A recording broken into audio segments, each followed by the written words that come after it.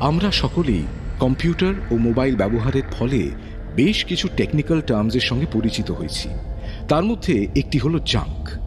Junk শব্দের অর্থ হলো পুরনো বাতিল জিনিস। আমরা আমাদের মোবাইলে বা কম্পিউটারে জাঙ্ক জমলে ফেলে দিই, ডিলিট করি, না হলে ভার বেড়ে যায় মেশিনের।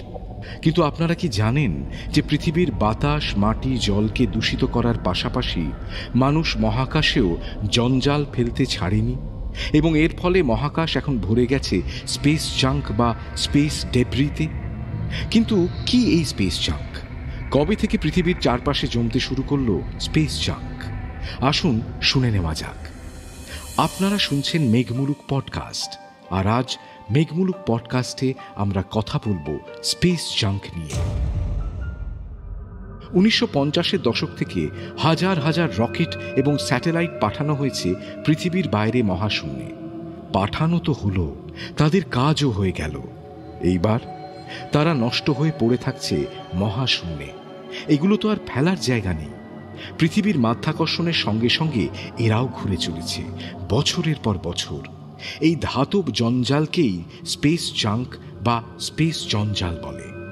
নাসা বলছে, most space junk is moving very fast and can reach speeds of 18,000 miles per hour, almost 7 times faster than a bullet.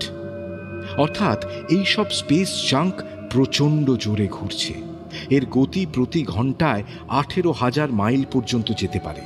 একটি বুলেটের চেয়ে 7 গুণ বেশি স্পিডে ছুটছে। কিন্তু ঠিক কতখানি স্পেস জাঙ্ক রয়েছে এখন? ন্যাচারাল হিস্ট্রি মিউজিয়ামের তথ্য অনুযায়ী প্রায় 3,000 অকেজো স্যাটেলাইট জঞ্জাল হিসেবে পৃথিবীর সঙ্গে ঘুরছে। 34,000 টুকরো যা নিষ্ক্রিয় যন্ত্রপাতি থেকে খসে গেছে, 10 সেন্টিমিটারের চেয়ে বড়। এছাড়া রয়েছে 12,80,00,000 ছোট ছোট টুকরো যার সাইজ 1 মিলিমিটারের চেয়েও ছোট। কিন্তু এই স্পেস জাঙ্কের ফলে ঠিক কি ধরনের বিপদ হতে পারে বলছি। স্পেস জাঙ্কের সঙ্গে স্পেস স্টেশন ও স্যাটেলাইটের ধাক্কা লাগার সম্ভাবনা থাকে।